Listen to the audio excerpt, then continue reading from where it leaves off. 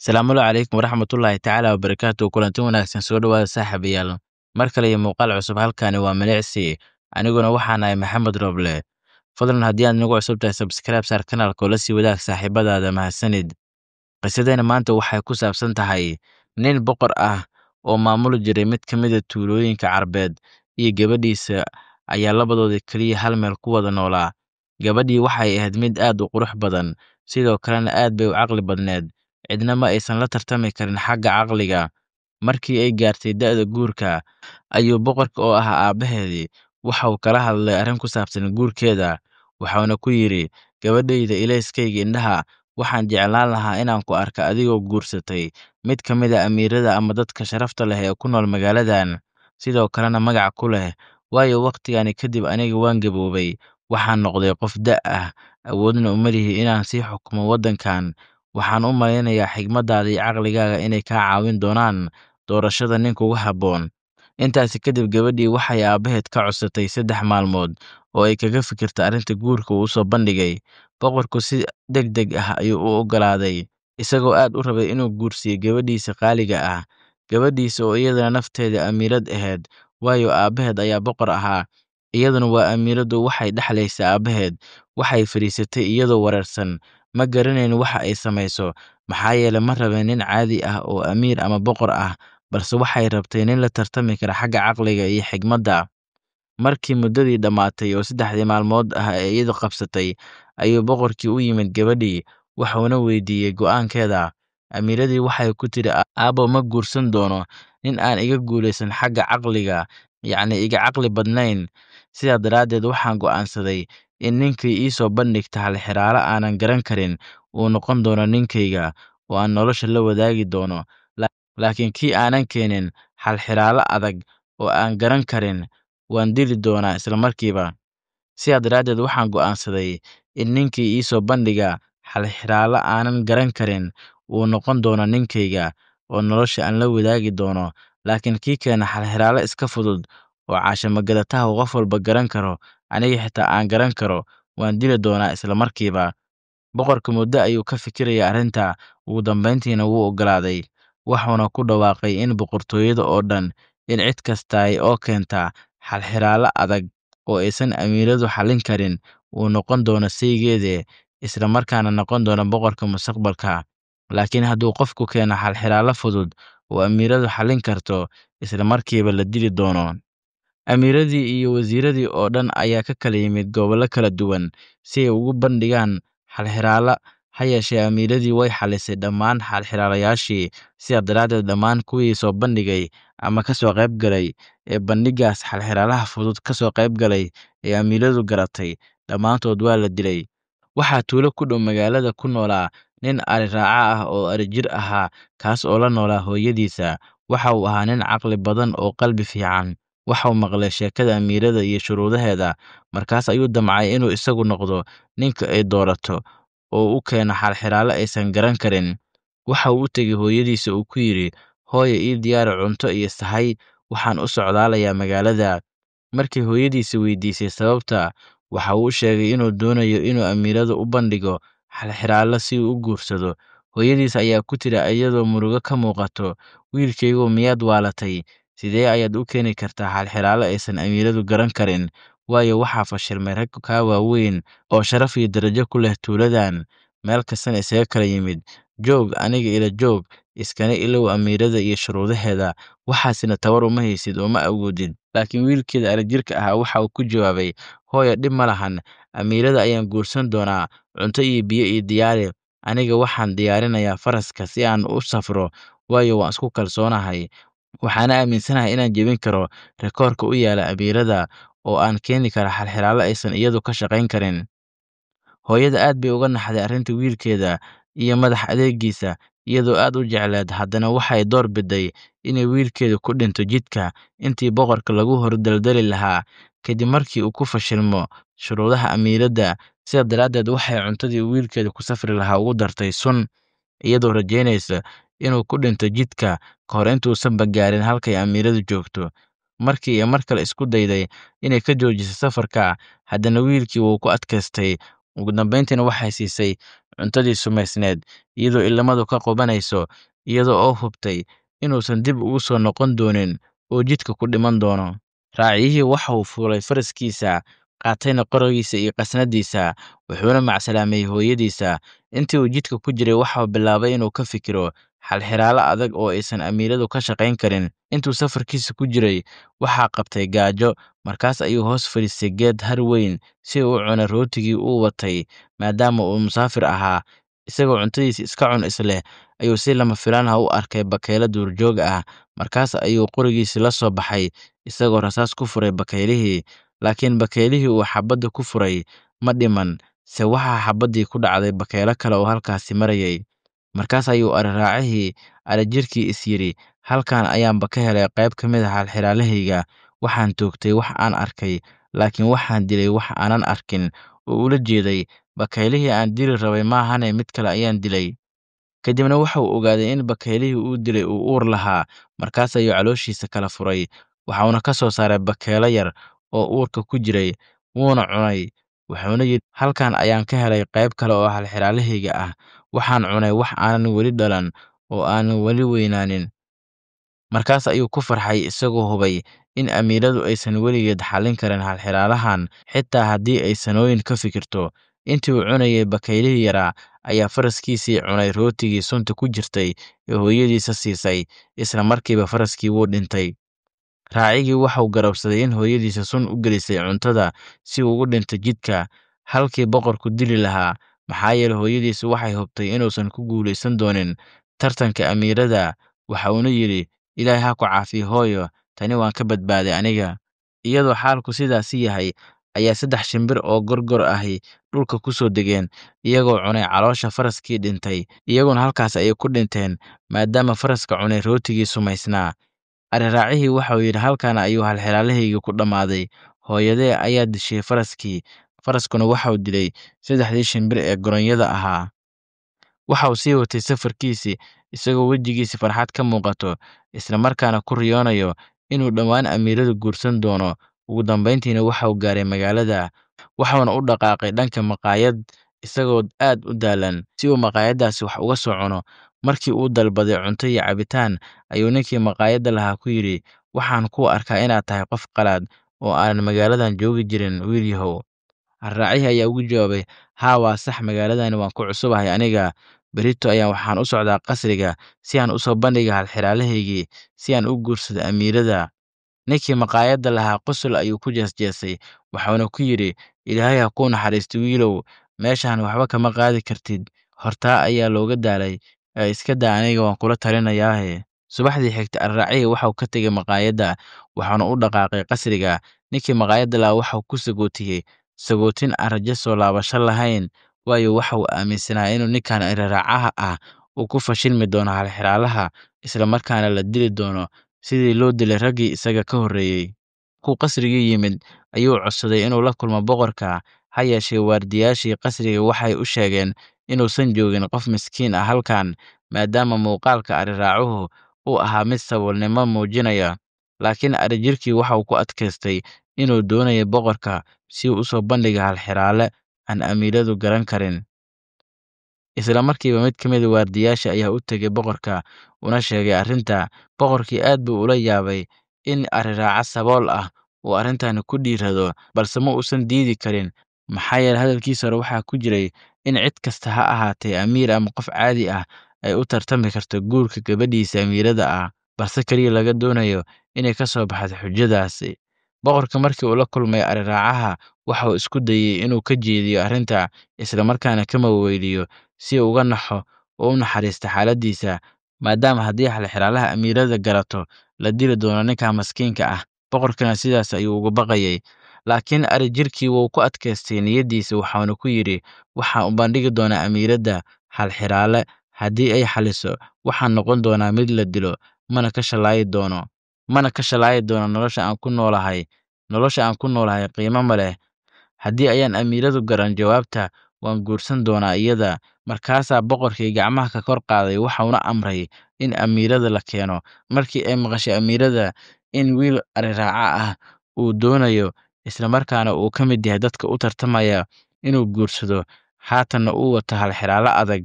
Waa ay qososhay weliba si jees-jees ah ka hor intaysan arkin. Waxay xidhatay dharkeeda ugu quruxda badnaa, kadibna waxay u timid boqorka. Markuu raacigu arkay, waa uu la dhacay quruxdeeda iyo wanaaggeeda. Markaasuu boqorkii ku yidhi raaciga, soo bandhig halxiraalahaaga oo macsalaamayso nolosha. Yacni waa iska caddahay inaad guuldaraysanayso oo lagu dili doono, ayuu ula jeeday isaga, laakiin ma oga waxa ka dambayn doono. Raacigii waxa uu salaamay amiirada waxauna ku yidhi, waxaan tuuray wax aan arkay, waxaan dilay wax aanan arag, waxaan cunay ilmo aanan la dhalin oo aan korin, waxaan dilay hooyada faraska, faraskuna waxa uu dilay 3. Haddaba sheeg jawaabta yaa amiira, halxiraalahaasi ka jawaab. Amiiradii way naxday, weligeedna ma aysan maqlin halxiraalo sidaan ah. Waxay fakar badan ku qaadatay, ugu dambayntii waxay tiri nafteeda, siday ila tahay jawaabtu ma heli karo, raacigana waa caqli badan yahay, aan isku day xeelad kale. Waxay ka codsatay aabbaheed boqorka ah in 3 maalmood la siiyo si ay uga fikirto jawaabta. Waxayna ka codsatay raaciga in lagu hayo qol ka mid ah qasriga ilaa wakhtigaasi ka dhammaanayo oo 3 maalin laga gaarayo. Habeenkii koowaad ayay ninkii raacaha ahaa waxay u dirtay amiiradii mid ka mid a gabdhaha gacanyareyaasha u ah, taasoo qurux badneed. Waxayna ku tiri, orod u tag raacaha qolka uu ku jiro, kadibna u soo sheekay weliba erayo macaan, adigoo sirsiranaya caqligiisa iyo garaadkiisa si uu wax walba kuugu sheego, iyo siyaabaha halxiraalahane waxa lagu furi karaa aad uga soo dhuuxdo. U tag ee la sheekayso, kadibna sirta nooga soo qaad, halxiraalaha sidaas aan ugu furee. Laakiin raacigii wuu garawsaday waxa ay damacsan tahay gabadha loo soo diray, wauna ka dhuuntay. Subaxdii markii la gaaray, gabadhii gacanyarada ahayd waxay dib ugu soo laabatay amiiradii, iyadoo guuldarro la soo laabatay oo wax sir ah ka keeni weysay arrijirkii. Amiiradii waxay tidhi, raaciga ma aha nin sahlan. Haddii uu xalay sidaasi fahmay kaartadii aan u degnay, haddii uu fahmayba, arriraacuhu nin sahlan ma ahan. Maalintii xigtay waxay dirtay gabarh kale, laakiin iyadana sidii oo kale ayuu yidhi ariraacihii, wuu fahmay shaxdeeda, kadibna waa uu ka dhuuntay. Habeenkii 3aad oo ah habeenkii ugu dambaysay ee shardiga amiirada ay qabsatay inay kusoo fikirto jawaabtaasi, ayay amiiradii waxay go'aansatay inay iyadu nafteeda u tagto arriraacaha. Waxayna ku tidhi, halxiraalahaaga wuu adag yahay, ee bal uun wax iga sheeg si aan labadeenna isku fahamno. Laakiin ariraacihii waxa uu ku yidhi, beri subaxdii ayaan kuu sheegi doonaa, hadda waa habeen, sirta oo dhanna waa kula wadaagi doonaa. Kadibna waa uu ka dhuuntay. 3dii maalmood waa ay dhammaadeen iyadoo ariraacihii wax sir ah laga helin. Markaasuu yidhi, ma jiro sabab aan sirta kuugu sheega haddaba, maadaama maalmihii dhammaadeen, anigana waxaan u muuqdaa nin guulaystay. Markaasuu boqorkii ku yidhi amiirada, haye gabadhayda, ariraacihii wuu guulaystay, waa inaad guursataa, maxaa yeelay aniga boqorkii ayaan ahay. Ballantii aan wada galnay waa inaad fulisaa, haddii kale aniga ayaa tuulada ku ceeboobi doono, waayo waxaa la dhihi doonaa boqorkii ballantii waa uu ka baxay. Amiiradii waa ka hor timid hadalka aabbaheed, waxayna tidhi, anigu diyaar uma ihi inaan guursado nin arrijire ah haddii uusan qaban 3dan waxyaabood, balse haddii uu ku fashilmo waan dili doonaa isla markiiba. Bal yaabkaas arag, markii iyada laga guulaystay oo shuruudihii iyo halxiraalihii ay ka jawaab weysay, ayay ninkii haddana waxay dul saaraysaa su'aalo kale iyo xujo kale. Raacigii waxa uu weydiiyey waxa ay yihiin 3da waxyaabood ay sheegayso, wuxuuna garawsaday in amiiradu isbeddelayso oo ay mar walba xujo cusub keenayso, isla markaana kuwii hore markii looga guulaystay. Amiiradu waxay ku tidhi, dhegayso aniga kuu sheegayay. Lambar 1 waa inaad raacdaa 100 bakeelo oo duurjoog ah oo aad ku hayso duurka 3 maalmood, maalin walbana aad dib ugu soo celiso qasriga bakeelayaashaas iyadoona hal xabba ka maqnayn. Bal dhegeyso su'aasha koowaad. 100 xabba bakeele ah meel duurjoog ah la yidhi ku raac. Kadibna waxaa la yidhi, hal mir iyadoona ka dhumin habeenkii qasriga ku soo celi. Bakeele bal meel duurjoog ma lagu celin karaa? Bakeele maba la qaban kara haddii uu duurka joogo, suu u fakada cid qaban karta ma lahan. Qodobka koowaad saas ayay ku tidhi. Lambar 2 waxaa kaloo laga rabaa ayay ku tidhi in lagugu xiro qol lagu xareeyay 100 xabbo oo rooti ah. Waa inaad hal maalin ku cuntaa dhammaan 100kaas xabbo rootiga ah. Ninkii waxaa la yidhi qol xabsiyaa lagu gelinaa, 100 xabbo rootiyaa lagu keenaa, hal maalin waa inaad 100kaas xabbo ku cuntaa. 100 aad sheegaysaa, 10 xabbo xitaa ma cuni kartaa maalintii. Qodobka 3aad waxaad hal habeen gudahood ku kala saartaa buur weyn oo sarreyn iyo qamadi ah isku dhex qasan. sarreen iyo qamadi isku dhex qasan. Waxaa la dhahay hal habeen ku kala saar buur dhan oo buuxdo oo dabcan qol buuxa oo sarreen iyo qamadi oo isku dhex daadsan kala saar hal habeen gudahood ku kala saaraa la dhahaa. Qodob afraad ayuu ugu dartay. Qodobka afraad ugu dambeyntii waa inaad qasriga la timaado sheeko aan la rumaysan karin aa layidhi. Qodobka afraad ee loo raacsiiyey waxaa layidhi waa inaad keentaa ama la imaataa sheeko aan la rumaysan karin noo sheeg. Raacigii waxa uu yidhi taasi waa wax aan macquul ahayn amiirada, laakiin amiiradii waa ay ku adkaysatay maadaama aysan rabin inay guursato ninkani, ayna doonaysay inay mar uun xujo isku dhaafsiiso iyadoo jaanis ku haysatay. Raacigii waxa uu ka baxay qasriga isagoo murugaysan, qalbijabna dareemaya, waxauna ka fikirayay inuu lumin doono fursaddii uu ku guursan lahaa amiirada. Waxaana halkaasi uu ka dareemay inuusan guursan doonin amiirada maadaama ay xujo cusub mar walba keenayso. Isagoo meel murugta la fadhiyo ayaa waxaa soo ag maray haweeney duq ah oo sixirooley ah, waxayna ku tiri, maxaa kugu dhacay wiilkaygow, aad halkan u fadhidaa oo la fikiraysaa? Waa uu neef tuuray, kadibna waxa uu la wadaagay sheekadiisa oo dhan. Markaas ayay tidhi, waxaad horay u fulisay shardigii amiiradda, waa inaad guursataa, laakiin waxaa jira shuruudo kale oo aan kaa caawin karo. Waxa uu yidhi, waa maxay shuruudahaasi? Waxay siisay nays oo u dhawaaqay sida gambaleelka oo kale, kaasoo sixir lagu dhex daray. Waxayna tidhi, qaado 100 bakayle oo u kaxay duurka sida amiiradu dalbatay. Ha ka welwelin inay kaa kala firdhaan oo ay kaa kala cararaan.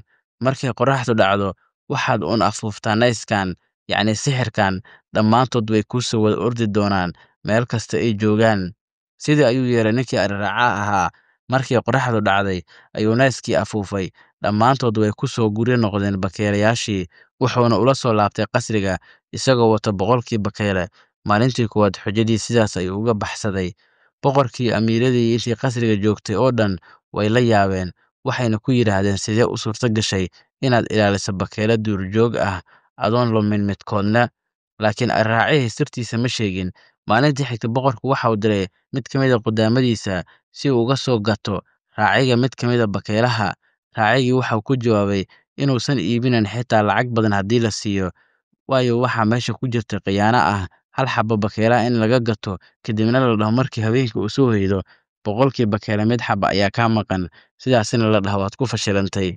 Markaasuu boqorku go'aansaday inuu isaga qudhiisa aado, isagoo isku ekaysiinaya nin tuulo ka yimid si uusan raacigu u garan. Laakiin raacigii wuxuu isla markiiba ku gartay boqorka faraantii faraha ugu jiray. Si kastaba ha ahaatee waxba kama uusan odhan. Markaasaa boqorkii weydiiyey, imise lacag ah ayaad ku rabtaa halkii xabbo oo bakayle ah? Waxaan rabaa inaan kaa iibsadee. Arajirkii waxa uu ku jawaabay, ma rabo lacag, xitaa dahab haddaa i siisa ma rabo. Kaliya waxaan rabaa inaad cagahayga qabto, kadibna kobaha ka bixiso, kadibna biyo ku mayrto oo iga dhunkooto. Bal yaabkaas arag. Boqorkii waxaa leeyahay kobahaygii lugahayga inta u tagtid kobaha ka siib, kadibna mayr, kadibna dhunko. Markuu boqorku maqlay hadalkaasi wuu carooday, waxa uu dareemay xishood iyo ceeb. Sidee nin boqor ah u dhunkoonaya cagaha nin ari raaca ah? Laakiin markii dambe waxa boqorkii ku fikiray oo yidhi, haddii ay tani sabab u noqon karto in gabadhaydu aysan guursan ninkan raaciga ah oo shardiga ninkani buro oo ku fashilmo, waa inaan fuliyaa shardiga raaciga oo cagaha ka dhunkooda. Waayo cidna ima ogaan doonto anigoo boqorka ah inaan falkaani sameeyey, wiilkuna isaga ima garanayo. Runtii sidaas ayay noqotay. Ninkii boqorka ahaane wuxuu cagihii ka dhunkooday ninkii ari raacaha ahaa. Markaasuu ninkii ari raacaha ahaa waxuu boqorkii siiyey bakaylihii uu ka ballan qaaday, isagoo qalbigiisa qoslaya. Laakiin markii boqorkii ku noqday qasriga, isagoo isleh raaciga waad ka adkaatay maanta oo xabbad bakaylaha ayaa caawa la weydiin doonaa, ayuu raacigii durba afuufay naylkii sixirka. Markaasuu bakaylihii ka booday gacmaha boqorka, wuxuuna ku soo cararay dhankii ninkii ari raacaha ahaa oo bakaylayaashii kale la joogeen. Sidaas ayuu boqorkii xaaladdiisa ugu noqotay qalbijab iyo guuldarro weyn. Waxa ku dhacayna cidna uma sheegin, wuuna qarsaday jabkiisa iyo ceebtiisa, maadaama uu qorshihii u baxay ku soo fashilmay isagoo boqorkii ah. 3 maalmood sidaas ayay ku dhammaadeen. Boqorkii waxa uu ku yidhi raacaha, hagaag, waad ka gudubtay tallaabadii ugu horreysay. Haddaba waxaan kugu xiri doonaa qolka ay ku jiraan 100 xabbo oo rooti ah oo dhan. Hal maalin ayaadna ku cuni doontaa. Maadaama xujadii koowaad aad ka soo gudubtay, markaan waxaan u gudbaynaa xujadii labaad. Ugu dambeyntii raacihii waxaa la geliyay xabsi isagoo murugo iyo welwel laabta ku haysto, laakiin si lama filaan ah waxaa mar kale u muuqatay haweeney saaxiradda ahayd oo ku tiri, ha welwelin, waa inaad keliya afuuftaa naylkaaga. Habeenkii shimbiro ayaa ku imaan doona, waxayna cunayaan rootiga oo dhan. Habeenkii ayuu raacigii naylkii afuufay, markiiba shimbiro aad u fara badan oo nuuc walba leh ayaa daaqadda ka soo galay, waxayna cuneen rootigii oo dhan iyagoo aan xitaa hal xabbo ku reebin. Subaxdii qof walba wuu yaabay sida raacigu xujadaas uga baxsaday, cidna garan weyday sida arrintu ku dhacday. Markaasuu boqorku waxa uu amray in mar kale la xiro ninka ari-raacaha ah, waxaana la geliyey qol ay yaalaan haruur iyo galley isku dhex qasan. Boqorkii waxa uu islahaa, hadda ayaad ka adkaanaysaa raacigan, sababtoo ah inta aan subaxdii la gaarin waa inuu kala saaraa labadaas raashin. Raacigii waxa uu ku fikiray waxa uu sameeyo, laakiin sidaad og tihiin, sixiroolaydii waxay go'aansatay in raaciga mar walba sixir ku indhasarcaadiso, maadaama uu ka gudbay shardigii ay gabadhu dhigtay, isla markaana ay garatay in cadaalad darro lagu hayo. Sidaa daraaddeed mar kale ayay u muuqatay oo ku tiri, raaci ha murugoonin, ha welwelin, afuuf naylka, seexo adiga oo qalbi deggan. Habeen dambe dameere ayaa imaan doona, way kala saari doonaan haruurka iyo galleyda. Subaxdii markii waagu baryay, waxa uu arkay laba buurood oo kala yaala, mid haruur ah iyo mid galley ah. Sidaas ayuu uga baxsaday xujadii ugu dambaysay oo guul ayay ku dhammaatay. Wuxuu aad ugu farxay arrintaasi. Markii la isugu yeeray qolka weyn ee boqorka, gabadha boqorka waxay ku tiri, waxaad qabatay dhammaan wixii lagugu amray, laakiin weli waxaa ku harsan sheekadii aan la rumaysan karin. Waa inaad sheegtaa sheeko aan la rumaysan karin. Raacigii isagoo eegaya boqorka waxa uu yidhi, sheeko ayaan hayaa. Haddii aan idinla wadaago cidna ma rumaysan doonto, xitaa boqorka laftiisa ma rumaysan doono. Boqorkii si la yaab leh ayuu ku fiiriyey, wuxuuna yidhi, sheeg sheekadaasi aan la rumaysan karin, waaba loo baahan yahay. Laakiin ari-raacihii waxa uu door biday in marka hore dhegta boqorka ugu sheego, dabadeedna hortiisa ku sheego. Boqorkii wuu aqbalay. Raacigii ayaa u soo dhowaaday oo ku yidhi si hoos ayuu dhegtu waxa ugu sheegay, ma rumaysan doonaan gabadhaada iyo dadkani in adigoo boqorkii tuulada aad dhunkatay cagahayga oo aad biyo ku mayrtay. Daawada xasuuso maalintii uu boqorku iska dhigayay nin reer tuulo ah si uu bakeelaha uga soo iibsado, maalintaas ayuu cagaha u dhaqay. Marka wuxuu yidhi, ma rumaysan doonaan gabadhaada iyo dadkan in adigoo boqorka tuulada ah aad dhunkatay cagahayga oo weliba aad biyo ku mayrtay. Markii boqorku maqlay erayadaasi, si caro leh ayuu uga kacay fadhiga isagoo qaylinaya, runtii waa sheeko aan la rumaysan karin. Markaasaa gabadhii boqorka tidhi, marka hore waxaan rabaa inaan maqlo sheekada. Boqorkii ayaa yidhi, haa, waa sheeko aan la rumaysan karin, wuuna ka soo baxay dhammaan shuruudihii iyo xujooyinkii. Haddaanad guursan gabadhaydiyey, isla markiiba waan ku dili doonaa ogow. Markii gabadhu aragtay cadhada boqorka iyo in uu dhab ka yahay arrinkani, waxay ugu dambeyntii aqbashay inay guursato wiilkii ari-raacaha ahaa.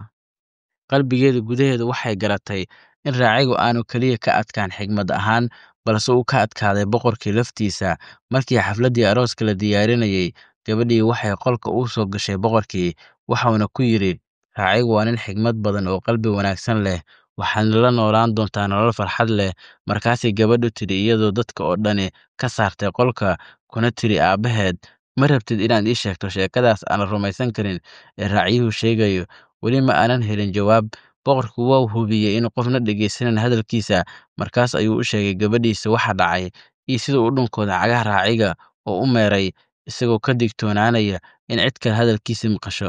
Waayo haddii kale waxa uu mutaysan lahaa caay iyo xishood darro, waxaana la dhihi lahaa ninkii boqorka tuulada ahaa ayaa waxa uu dhunkooday cagaha ninkii raaciga ahaa, taasoo ceeb iyo fadeexad ku noqon lahayd. Markii gabadhii maqashay hadalkaasi, qosol iyo farxad ayay la dhacday. runtii waa nin caqli badan, adiga iyo aniga labadeennaba wuu naga adkaaday ayay ku tiri. Markii raacigu isku diyaarinaya arooskiisa, waxaa timid haweeney saaxiradda oo ku tiri, hambalyo, waxaad istaaheshay inaad guursato amiiradda, laakiin ii celi naylkayga. Raacigii waa u celiyey naylkii. Raacigii markuu isku diyaarinaya guurkiisa, waxa uu go'aansaday in hooyadiisa aysan goobtaasi ka maqnaan. Sidaa daraaddeed waxa uu u diray qayb ka mid a ilaaladii boqorka si ay u soo kaxeeyaan hooyadiisa, isagoo u diray gaari dahab ah oo sharaf leh. Markay u tageen hooyadii, waxay u sheegeen in la doonayo inay boqorku la kulanto. Hooyadii waxay la daalaa-dhacaysay murugo iyo ilmo ka qabanaysa indhaheeda, iyadoo u maleynaysay in wiilkeedu dhintay, isagoo isku dayaya inuu buuxiyo shardigii gabadhii amiiradda ahayd. Laakiin markay qasrigu timid oo ay aragtay wiilkeeda oo guulaystay, waxa uu uga warramay marka hore waxa dhacay. Hooyadii waxay ku dhacday dhulka iyadoo leh, "I cafi wiilkaygow, diidmadii markii hore aan kaa diiday inaad amiiradda guurkeeda u tartanto waxay ahayd inaan ka baqayay inaad ku dhimatid iridda qasriga. Waxaan ii sawirnaa adigoo ku fashilmay halxiraalaha." Raacigii waxau ku dhegay hooyadiisa isagoona ka dhunkooday foodda, isagoona ku leh, "Laga bilaabo maanta halkan ayaad igula noolaan doontaa sidii boqorad. Qol gaar ah iyo adeegtooyin ayaan kuu diyaariyey." Xafladdii ayaa lagu qabtay qasriga, iyadoo ay ka soo qayb galeen dadkii magaalada oo dhan. Dadka oo dhan way cunayeen, cabayeen, farxeen guurka raaciga wanaagsan iyo gabadha boqorka, waxayna ku noolaadeen nolol farxad iyo barwaaqo qasriga dhexdiisa ah. Gabadhii boqorka waxay raacigii u dhashay wiilal iyo gabdho badan. Laakiin daawadayaal, carruurtaasi sida hooyadood iyo aabbahood ma u caqli badnaayeen. Halkaas ayay qisadii ku dhammaatay. Haddaba maxaad ka fahamtay sida raacaha iyo boqorkii iyo gabadhiisa amiiradda ahayd ay wax isku dhaafsadeen iyo sidii wiilkaas uga guulaystay? Maxay kula tahay? Fikraddiina waa noo muhiim. Qaybta hoose ee comment-ka nagula wadaaga. Haddii aad doonaysaan inaan soo badino sheekooyinka noocan oo kale ahna, nagu taageer like-ta, sidoo kalena qaybta comment-ka nagula wadaaga. Mahadsanid.